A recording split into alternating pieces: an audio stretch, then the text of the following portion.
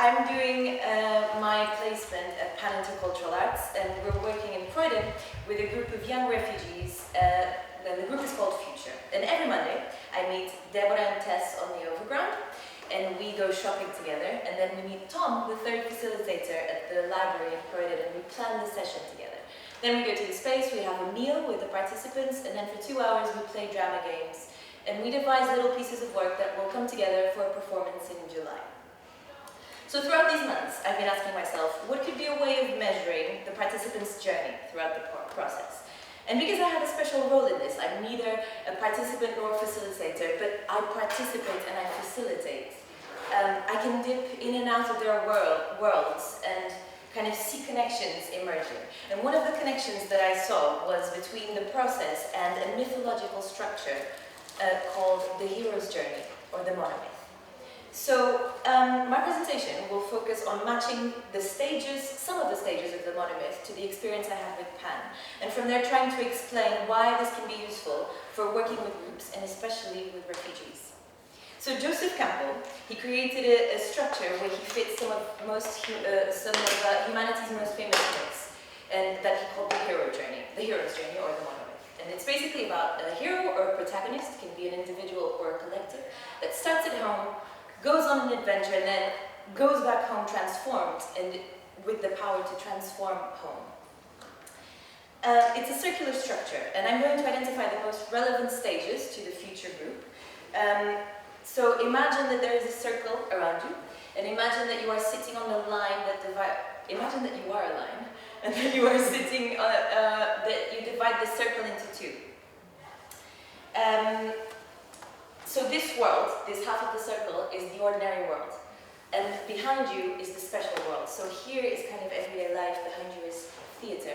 Here is logic, imagination, the conscious, the subconscious. So stage one is home, it's where I'm in. And it's the comfort zone. It's safe, but nothing really happens. And usually every story starts like this. Once upon a time, there was a boy, he was home. I don't know, Shrek.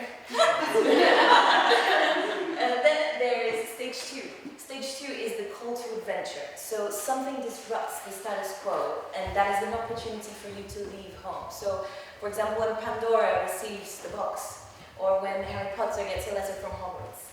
Stage three is meeting the mentor.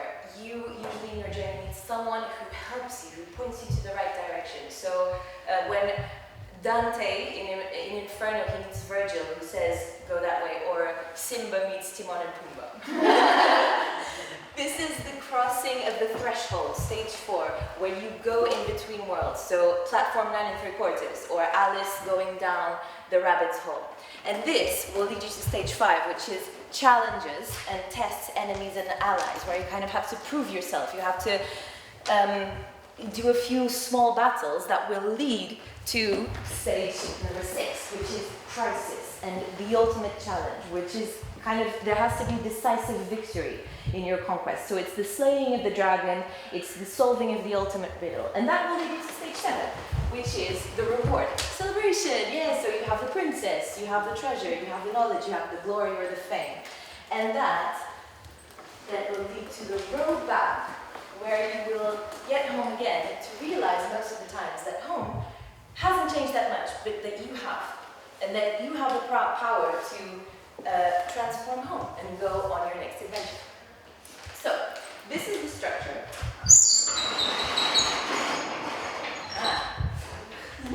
And Victor Turner, an English anthropologist, he made the connection between myth and ritual, which is supported by Campbell. And he says that myths are a reflection of life, and stories mirror our own human journeys. And that's why the monomyth structure can be found in all cultures, even between peoples who have no communication between themselves. And I found this structure within aspects of the process of the future group in Pan. So let's start by zooming into the structure of a single game. So, a game, I'm going to give you an example of a game that we play every week with a group. You start at home, so nothing really happens. And then, hey guys, let's play a game. Okay. So, meeting the mentor. These are the rules of the game. We get into a circle, we call someone's name and we throw the ball at them. Great.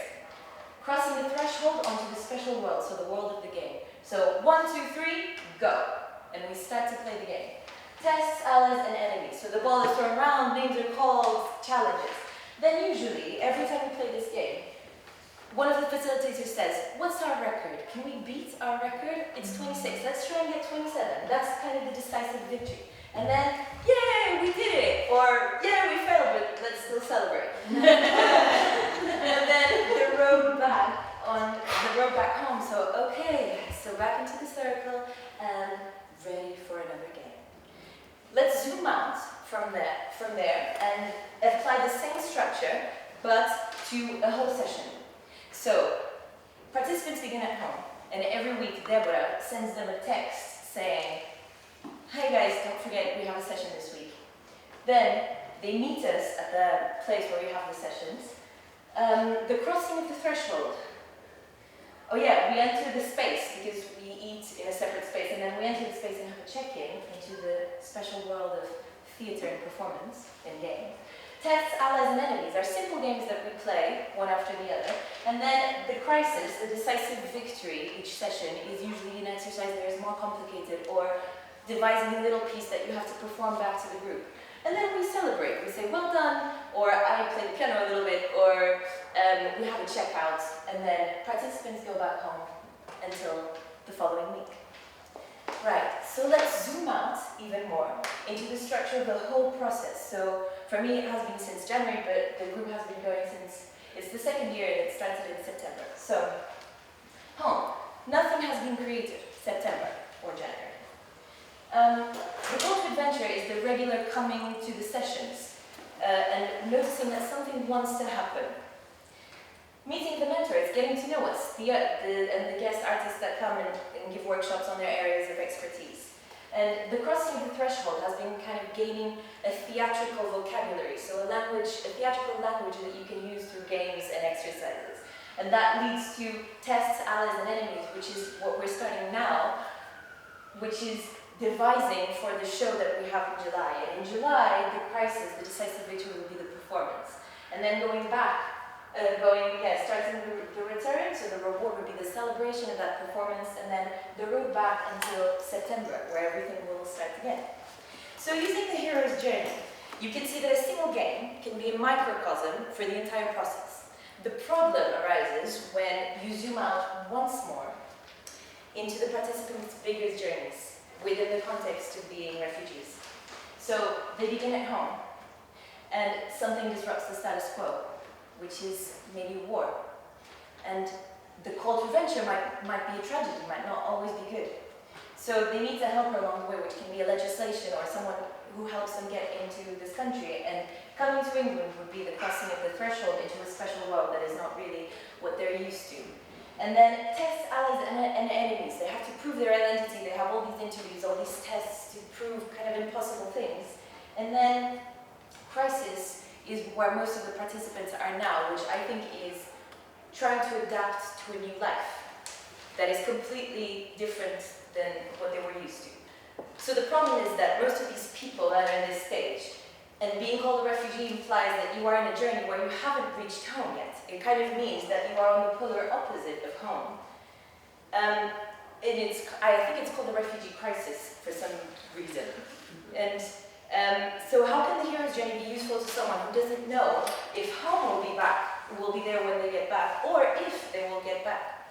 So where the hero's journey kind of stops making sense in the context of their wider lives, in their wider context, it's when it starts making sense within a smaller context, which is the context of the workshop.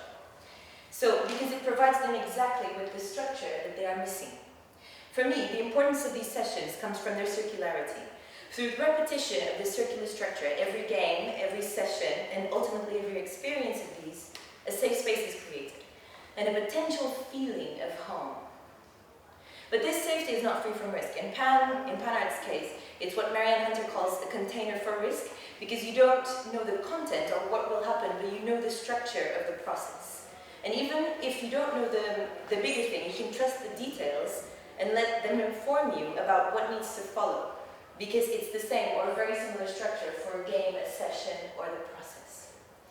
So we will have done a session game by game, or we will have done a performance session by session. The structure of the monomyth is particularly well suited to Pan because of the inconsistency of participation. There are people who have been in the group for years and people who come and go, and others who come only once, and anyone can join at any point, so the numbers vary a lot. But because this structure is present under so many forms, in a game, in a session, in the process, etc., it suits all types of participation.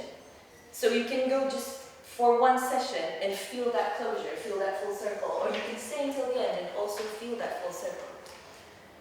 So in the future we have been exploring a number of these themes and making stories based on objects. So Deborah brought a few objects in and she asked the participants, what has been the past of these objects? How did they get here? So it was an exercise about taking from the past and bringing to the present. And it was fascinating because all of the stories, or almost all of the stories, started from a place of balance. So there was a very happy man who had this light bulb and ended in a critical place of crisis. So the light bulb was broken and now the man is crying. There's no closure to the story. It feels unfinished. And all the stories were like this. But then, a few weeks later, we did another exercise where we asked the participants to make a rap, like a jiggy jiggy rap, not a eating rap. And they asked them about what they wanted to be in the future.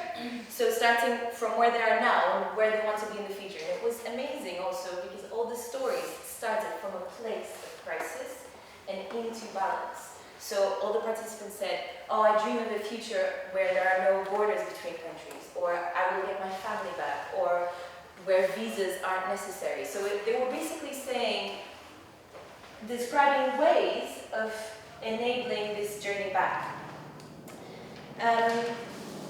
So the search for that structure, the search for that circular structure is almost palpable in the group. You can almost touch it. And with that, I'd like to say that what I'll carry forward from here as a practitioner is the tools to weave closure into a process. So the tools to notice when closure wants to happen, and that can be in a game, in a session, in the creative process. And the hero's journey is useful for this in that it places the participants and the facilitators, because the facilitators also have their own hero's journey, in a structure from which you can see how far away they are from home. So you can use this to make decisions during game sessions or the process by asking yourself, for example, has the time of crisis passed? Is it time to get the reward? Is it time to cross the threshold back into the ordinary world? And it's funny that the group is called Future, and that we've been exploring the theme of future. Because in a recent session, one of the participants, he was talking both about the group and the concepts of the future, and I thought this was incredible because he basically, in a single sentence, he did the whole hero's journey. And he said, in the future, we will have great stories to tell. So he weaved past, present, and future together into a full circle. And this implies, this sentence, in the future we will have great stories to tell, implies that that participant is still on a journey and he is still not home. But his expectation for the group is that we will reach home, and by reaching home we will have created some sort of myth, some sort of mythology of the group. And that's it.